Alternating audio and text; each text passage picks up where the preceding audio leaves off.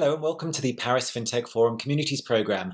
I'm Elliot Gotkin, I'm a journalist and with Laurent Nisri, co-host of this exclusive video interview series produced with the support of Solaris Bank, Rise and BPI France. Now, fintechs in the payment space have been undergoing something of a pandemic-induced boom.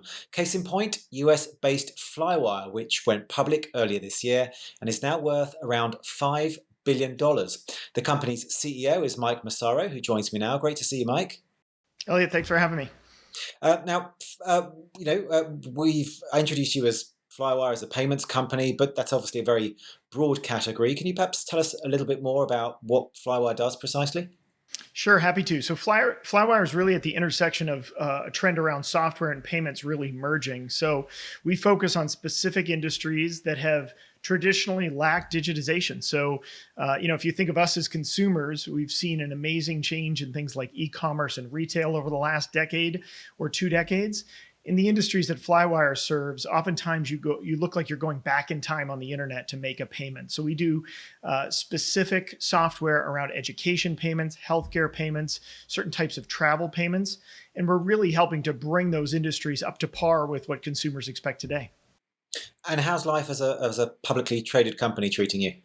Yeah, famous last words of, I guess, someone who has only been public 4 or 5 months, but so far so good. It's an amazing time to obviously be part of, a trend of going public. There's so many great companies that are kind of making the jump from private to public.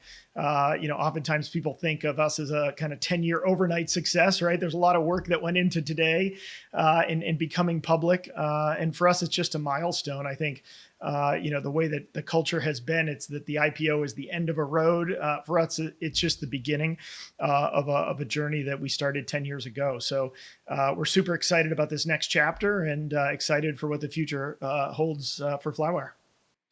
And your growth, of course, is now a matter of public record. Perhaps you can tell us a little bit more about the impact of the pandemic and whether the spread of the Delta variant is likely to slow growth, especially from one of your main business lines, which is travel. Yeah, sure. I mean, obviously, just like so many companies, the last 18 months have been quite a unique period of time.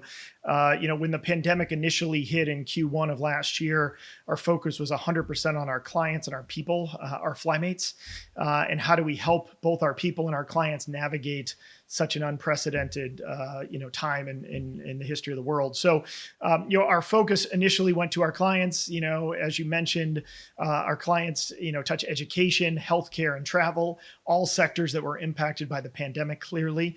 And their worlds really were turned upside down. If you just think of higher education, semesters didn't occur, dates changed, students weren't sure if they could travel or if they could stay on campus. Hospitals were on the front line of the pandemic. Last thing they were thinking about was how do they bill people. They were trying to save lives and help us all navigate. And travel companies were clearly impacted significantly as borders shut. So, we focused on what products can we add? How do we help our customers adapt as billing cycles change? And that's really where the focus went. That and making sure, of course, our Flymates and their families were safe and transitioned well to kind of a work at home or a hybrid environment. And really, we saw the business was quite resilient at the end of the year. Part of it was, I think we were geographically distributed as a revenue stream, right? We have clients in over 30 countries. In addition to that, we have multiple sectors that we serve. So as certain sectors in certain regions were having challenges, other sectors were starting to, get back to performing or opening up their doors for whether it was patients or travelers or students. And so business was quite resilient. And then obviously we hit the ground running at the start of 2021, knowing that the business was resilient and starting to grow quite well again. Right, and I guess it helps to be, diversified. Like healthcare might be going great guns, even if travel perhaps isn't going as well as you might have hoped. So in that respect, I guess perhaps they offset one another a little bit. But Flywire is still a loss-making company. Do you have any kind of indications for when Flywire is likely to turn a profit? Well, even through the pandemic, we actually hit profitability. We continue as we did in Q2 earnings call, tell investors, although we're starting to show it and we had in numerous quarters, we're making sure investors realize we're investing for growth. The business is quite resilient, but we're going to invest in opportunities where we see them and continue to grow this business. We think we're really at this kind of early stages of a 1 to 2 decade revolution around payments within the industries that we're serving, and so we're not going to pull our foot off the gas. And as perhaps eagle-eyed viewers will have noted, you're not a founder of Flywire, you are the CEO. So just how does becoming CEO there fit in with the rest of your career trajectory? Yeah, so that's exactly right. So I became CEO very early in my evolution here at the company. Very little revenue, about 30, 40 people. So it's about 9+ years ago. Can't believe it. So it's been quite a journey. For me personally, I was very much a reluctant CEO. Wasn't someone who thought that was going to be the path for me. But I got, years ago, I got hooked in tech. Absolutely love tech. Love business. And, to me, to get the opportunity to step in as the CEO and to see the growth over the last, 9 or 10 years has been truly unbelievable. I mean, obviously a highlight for me in my career so far.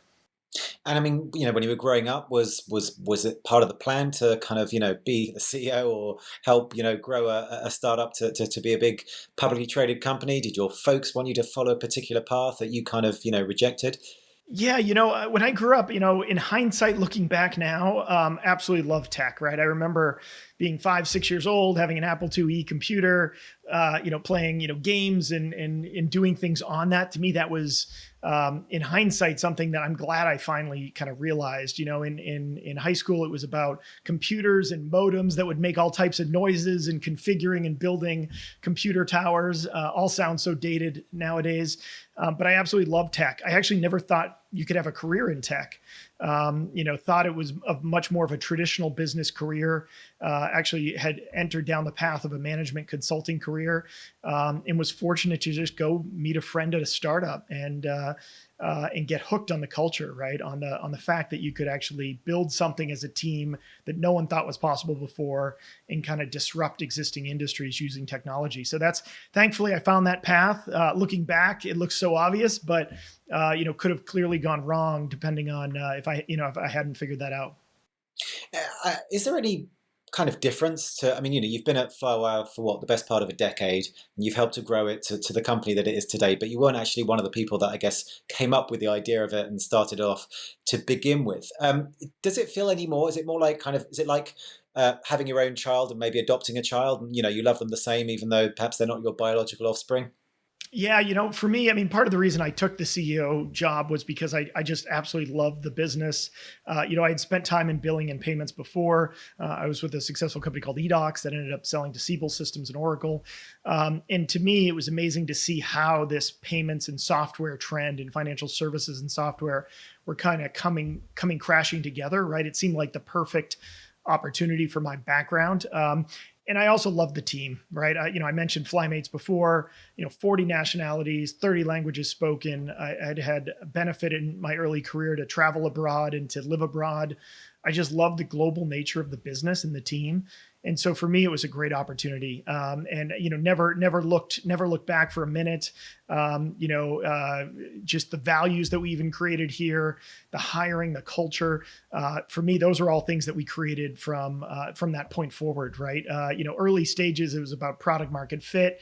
And having been in the company then, but not the CEO, I got to see those experiences, and we knew what worked, we knew what didn't work, what mistakes we made, and creating the path ahead. Again, it was just such a highlight.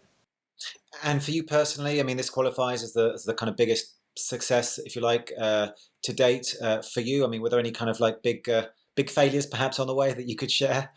Yeah, I mean, failures all the time. I often joke with Flymates. My wife says I make mistakes every day, and I think that's part of the journey that you go on with one of these companies, right? You always see setbacks.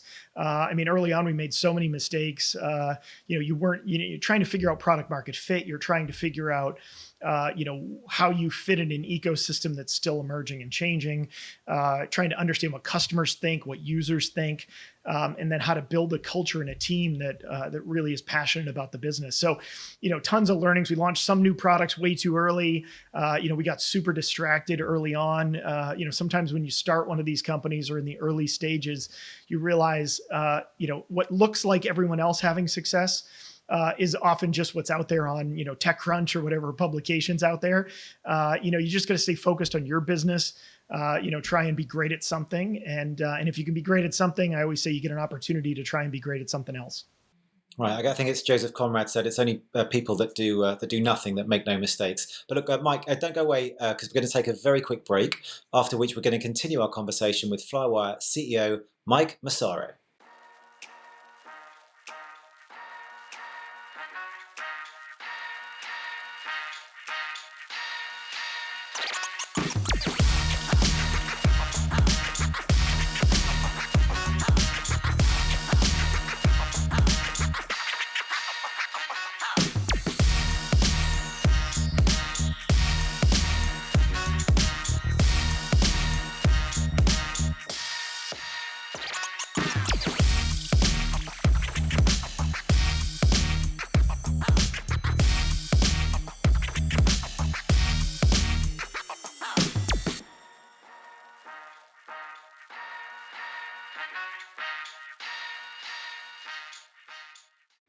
Welcome back, and don't forget, if you're not already a full member of our community, everything you need to join can be found at www.parisfintechforum.com. Now, Mike, I've got a few more questions for you, so let's perhaps talk a bit more about the fintech ecosystem in general, because as well as being Flywire CEO, you're also a judge at Mass Challenge. What's getting you most excited about the startup space right now?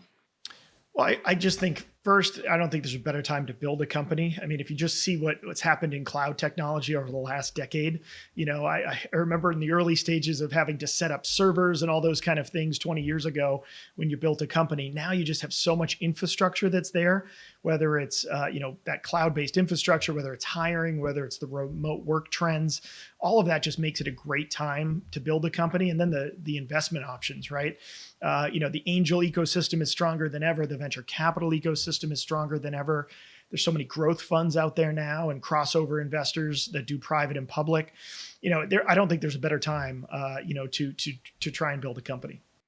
And I mean, when it comes to fintechs in particular, valuations have just been going through the roof.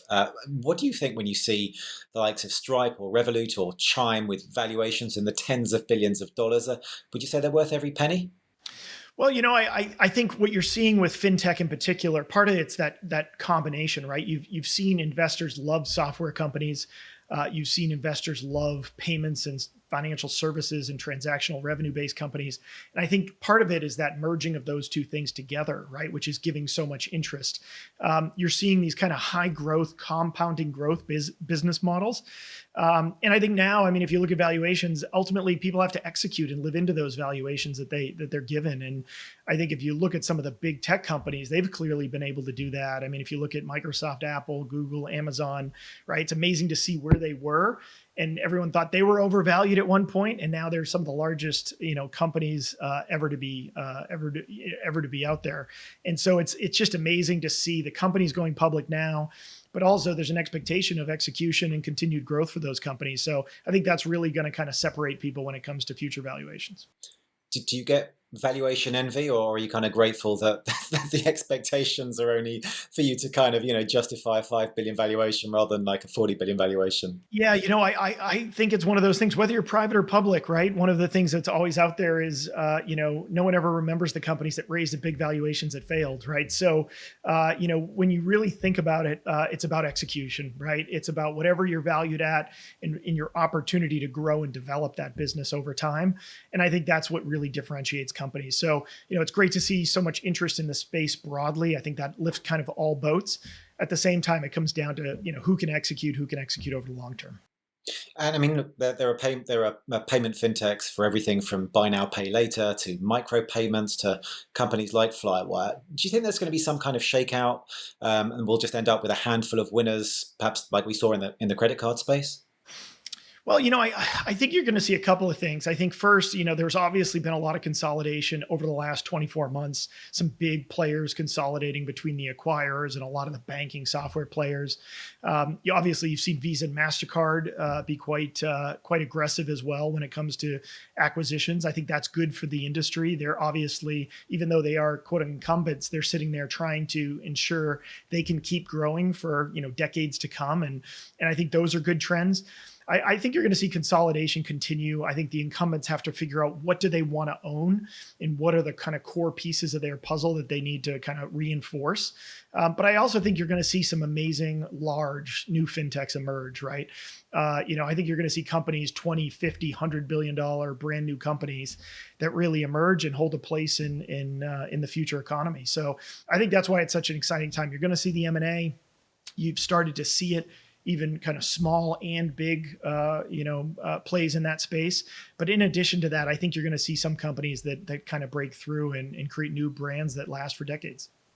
Okay, well, we look forward to seeing whether Flywire will be a predator or prey in this kind of consolidation or M&A that perhaps is inevitably going to happen at some point in the sector. But look, I'm afraid we're actually out of time. I don't know where the time went, so I really just want to thank you, Flywire CEO Mike Massaro, for joining me for this conversation.